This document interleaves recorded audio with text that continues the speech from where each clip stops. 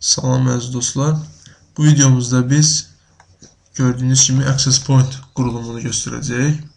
Bunun üçün biz D-Link 2100 Access Point'u nümunə üçün götürmüşük. Sadə quruluşlu Access Point'dur. Hər bir Access Point'un özünün IP'si vardır. Yəni onun içərisinə daxil olub konfigurasiya etmək üçün. Bunun üçün bizim Access Point'umuzun da öz IP'si vardır. Bunun üçün biz Internet Explorer açılır. Təbii ki, ilk öncə bunu biz notebook və ya kompüterlə birləşdiririk Access Point'u. Sonra isə default IP'si var. Görürsünüz, məndə default IP 050'dir. Daxil olurum və gördüyünüz kimi bizim Access Point ekranımız çıxır. İstərsəniz belə bir şey eləyək, yəni ki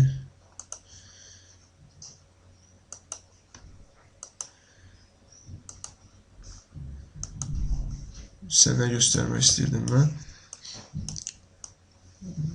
Sinamızda bir daha yoxlayaq. İçərisinə daxil olan zaman. Yəni, gördüyünüz kimi hər Access Point'un özünün user'inin və password'u vardır. Bizim Access Point'umuzda yəni default olaraq yəni vardır. Bu onun üzərində yazılmışdır. Bizdə password yoxdur və default username'i admindir. Gördüyünüz kimi admin yazı içərisinə daxil oldu və burada müxtəlif bölmələr vardır.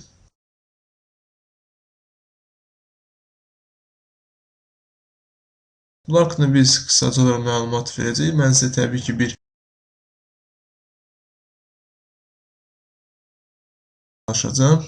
Yəni burada görürsünüz modlar var. Access Point, VDS VSAP. Yəni bunlar haqqında daha ətraflı məlumat almaq istəsəniz Google'da search versəniz kifayət qədər məlumat ala bilərsiniz. İlk öncə LAN-a daxil olur. Burada gördüyünüz kimi istərsəniz, yəni bu LAN-da olan IP bizim Access Point-un öz IP-sidir. Burada istərsəniz siz onu statik verə bilərsiniz və yaxud istəyirsiniz ki bu DSP-dən IP alsın. Təbii ki, əgər sizin mühitinizdə, domain mühiti səviyyəsində DSP server varsa bundan istifadə edə bilərsiniz. Və yaxud statik qoyaraq burada istədiyiniz ona IP-ni verə bilərsiniz. İstədiyiniz, yəni ki, sizin şəbəkənizə aid və yaxud bunu bu cür saxlamaq olar. Əsas olaraq default gateway bizim proxy server və yaxud bizim internet paylayan qurğumuzun IP-si olacaqdır ki, yəni o bəli sizə məlumdur, yəni interneti həmin IP-li avadanlıq verir. Yəni internetin avadanlıq təsis edir bir şey. Burada IP-lərimizi göstərdikdən sonra, məsələn, mən olaraq mən zənn edək ki, bizim proxy serverimiz budur. Bunu təyin edirəm. Burası seçib toxunmuram. İstərsə burada əldə edə bilərsiniz. Yəni sizin istəyiniz asılıdır. Yəni burada əldə edelim. Bu da bizim subnetimiz. Və gördüyünüz kimi yəni dedik ki, bunu yenidən təzə IP adresindən bağlayın. Biz OK deyirik və bu öz-özlüyündə müəyyən vaxt ərzində özünü restart edəcəkdir. Yenidən bizə deyəcəkdir ki, biz bunu başqa bir IP adresindən daxil edirik. Gördüyünüz kimi 50'dir burada. Biz isə bura 10 IP-si verdik və biz bundan yenidən 50-ilə bağlana bilməyəcək artıq. Biz buna yenidən 10 IP-sinə bağlanacaq. Bu müəyyən bir zaman alacaqdır. Biraz gözləyək. Gördüyünüz kimi. Artıq biz buna 50 IP-sinə bağlana bilmərik. İstərsək bir neçə cəhd edək buna. Gördüyünüz kimi müəyyən vaxt gəzini gözləsə də yenə bağlama mümkün olmayacaqdır.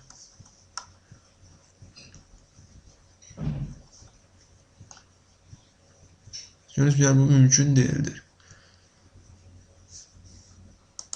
Bizə buna gəlib biz təyin etdiyimiz 10 IP-sə bağlanmağa çalışaq. Gördüyünüz kimi anında bizə və daxil oluruq.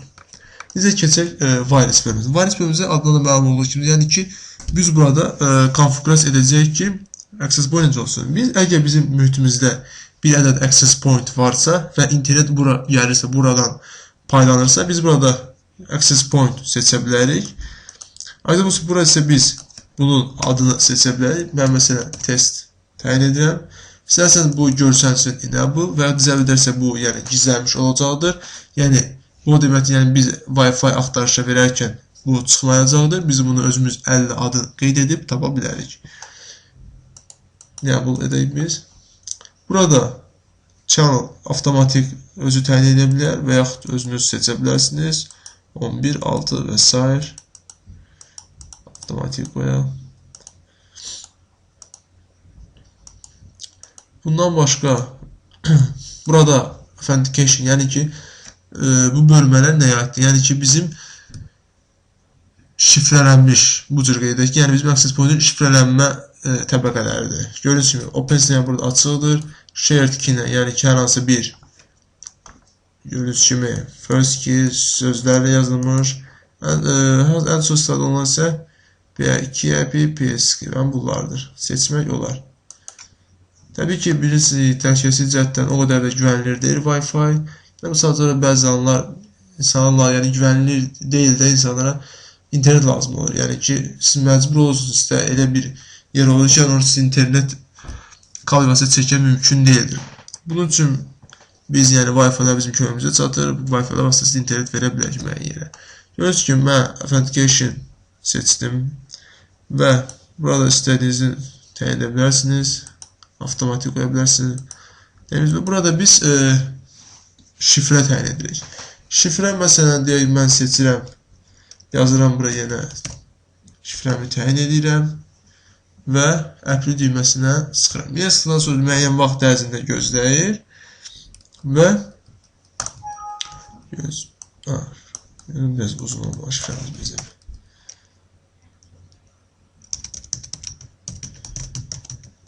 Müəyyən vaxt ərzində bu özü yenidən restart edəcəkdir. Gördüyünüz kimi müxtəlif olur bu. Bəzərində 2 dəqiqə olur, bəzərində 1 dəqiqə 30 saniyə, bəzərində 1 dəqiqə. Gördüyünüz kimi bizim cihazımızda bu 30 saniyədir. Mən sizə sadə bir access point götürmüşəm cihazı. Çalışacağım ki, burada sizə müəyyən qədər olsa məlumat verin maksimum cihazı haqqında sizə. Bu bizim bu access point-da bizim konfigurasiya etdiyimiz nə idi? Yəni ki, bura gələn məlumatlar belədir. Yəni ki, birbaşa internet bura gəlir, buradan sizin internet paylanır. Yəni başqa heç bir cihaz ancaq bu özü təkcədir. Daha onda ehtiyac yoxdur. Biz belə bir test keçirdək indi. Baxaq, görək.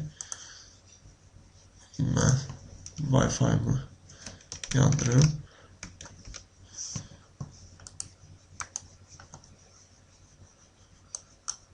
Gördüğünüz kimi test Wi-Fi connect vurarsam gördüğünüz kimi burada mən şifrə yazdım, mən şifrə təyin etmişdim. Əgər şifrəni doğru yazmışsam mən bura təbii ki bağlana bilməyəcəm.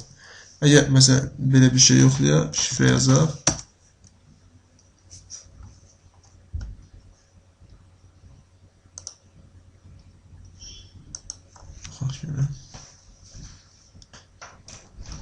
Vaxtdan sonra bu biz şifrəmizi yazmışıq və gözləyirik müəyyən vaxt ərzində. Öz kimi fikirləşir.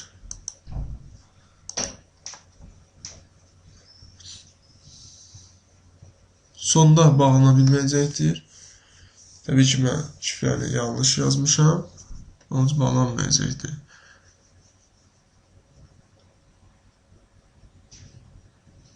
Gördüyünüz kimi bağlanır. Çünki şifrəni yanlış yazmışdım. İsə şifrəsini yazaq. Gördüyünüz kimi bağlandı. Connected. Gördüyünüz kimi. Yəni istərseniz disconnect edə bilərsiniz. Ancaq no internet access, çünki hal-hazırda məndə internet verməmişəm bu modemə. Yəni access point internet verməmişəm. Yəni ki, əgər orada internet olsaydı, biz notebookla bağlana bilərdik və təbii ki, normal internet istifadə edə bilərdik. İndi isə başqa bir hala baxaq, nəzərdən keçirək. Mən Wi-Fi-mı söndürürəm və yenidən access point-a daxil oluram. Əgər yadınızlarsa IP təyin etmiş 1010 və görüntü kimi çıxdı. Burada biz Tools bölməsinə gəlib burada şifrə təyin edə bilərik. Yəni admin, yəni istərseniz şifrə təyin edə hər ehtiyac edir. Yəni ki, digər şəxslər bunun parolunu məsələn IP-sini öyrənə bilər və içərisinə daxil konfigurasiyanı resetləməsini və yaxud müəyyən dəyişdirilməsini şifrə təyin şifranızı sözünüzü bilərsəniz, yəni heç kim IP-sini yazıb, burada IP-ni yazıb da içərisinə daxil ola bilməyəcək. Ancaq təbii şifrə, hətta username dəyişə bilərsiniz. Yəni sizin istəyinizə bağlıdır. Mən bu test olduğu üçün ehtiyac bilmirəm. Onun üçün də belə bir şey yazmıram. Yenə virus bölməsinə keçirik. Burada gördüyünüz kimi access point olaraq qeyd etmişdik. Necə VDS? VDS haqqında qısaca məlumat verim. VDS yəni ki, əgər iki access point varsa mühitdə, yəni VDS hər iki access point VDS olarsa, təbii ki bu eyni marka olmalıdır. Bunlar arasında VDS olarsa iki access point ancaq bir-birini görəcəkdir. Yəni digər, misal üçün aralarında 20 metr, 30 metr məsafə vardır. İki access pointdir və bunlar VDS olarsa hər ikisinin modu, bunlar bir-birini görəcək. Amma heç kəs notebookla gəlib bunlar arasında siqnalı görə bilməyəcəkdir. Eyni zamanda VDS with AP vardır. Mən indi VDS with AP konfigurasiya edəcəm. Bu nədir? Yenə mühitdə iki access point nəzərdə tuturam və yaxud 3. Yəni iki access point arasında VDS ilə əlaqə qurulur. Digər notebooklarda bundan istifadə edə bilməsi üçün AP, yəni access point olaraq, yəni digər access pointlarda, notebooklarda bundan istifadə edəcək. Yəni Wi-Fi olan cihazlar, olan kompüterlər bundan istifadə edə bilsin. Yenidən burada biz ad təyin edə bilərik. Test demirəm qalır. Enable. Buradan channel, yəni kanalımızı seçirik. Və burada remove AP MAC address. Görün, burada isə MAC adres. O MAC adresdir ki, buradakı. Yəni biz burada birinci yəni access pointimiz, yəni bu access point istəyirik ki, hansı access pointda qoşulub interneti alsın. Bu access pointin biz bura MAC adresini yazırıq. İnterneti paylayan və yaxud bundan əvvəlki bu hansı access pointi qoşulacaqsa, bu access pointin MAC adresi bura yazılır. Təbii ki, mən də burada bir ədəd olduğu üçün heç bir MAC adresi yazmıram. Və yenidən burada gördüyünüz kimi eyni qaydada qalır hamısı. Təyin edə bilərsiniz, şifrə təyin edə bilərsiniz. Və applikasiyonu çıxarsanız görəcəksiniz. Əgər VDS olarsa bu istərseniz yoxlayaq. Yəni bunu görmək mümkün olmayacaqdır. Baxaq.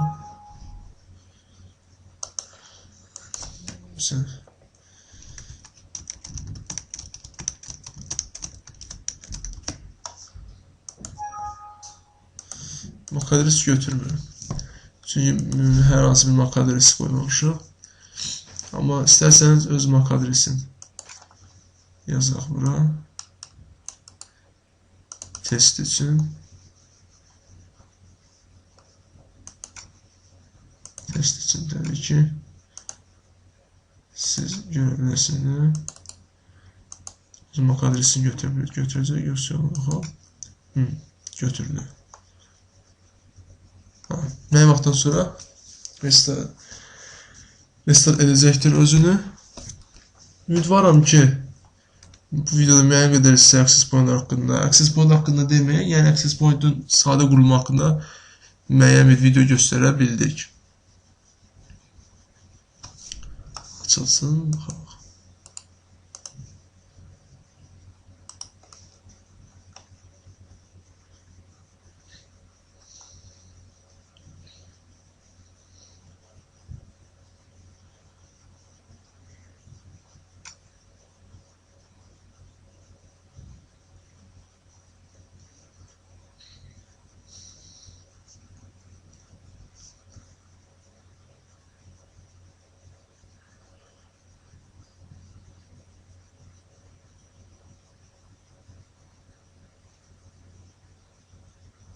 Gördüğünüz gibi artık bağlayalım ve bakalım yandıralım.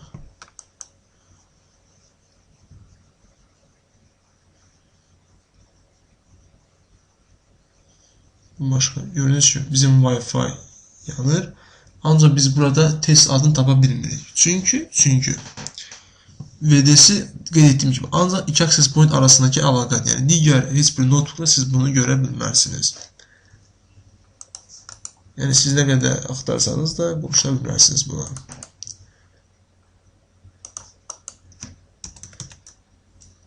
Sizə mən bir şey də göstərmək istərdim burada son olaraq. Bu əsas nədir?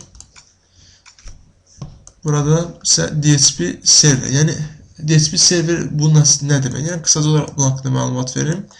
Yəni biz burada düşünək ki, bizim mühitimizdə bir domendir və burada bir DHCP server vardır. Bizim burada müəyyən məsələn biz burada 10 IP aralığı təyin etmişik ki, həmin təyin etdiyim exclusion əlavə etmişik və istəyirik ki, bu 10 IP-ni bu access point var. Yəni access point bu aralıqdan başqa IP paylamasını etsin. Bunun üçün biz IP 70-dən ya 77-yə, yəni ki, istəyirik ki, 7 ədəd IP paylasın. Subnet maskımızı qeyd edirik. Default gateway'imiz qeyd etmişdik ki, Win server yoxdur. DNS'imiz qeyd edirik. Bunlar mütləq lazımdır. Bunlar götürmədiyi üçün məndə yoxdur. Və list time, yəni ki, alıb tulladığı vaxt. Bunu da məsələn müəyyən qədər qeyd edək. Yəni biz buradan gördüyünüz kimi bu bizim konfigurasiya etdiyimiz access point-ə qoşulan hər bir notebook deyək. Ancaq 70-77 aralığındakı IP-ni alacaqdır. Yəni bu IP aralığından başqa heç bir IP-ni almayacaqdır. Ancaq bu 7-də təbii ki, siz bunu böyüdə bilərsiniz IP-ləri. İstəyiniz hansıdır bu? IP düyməsinə sıxaraq bunu yaddaşa veririk.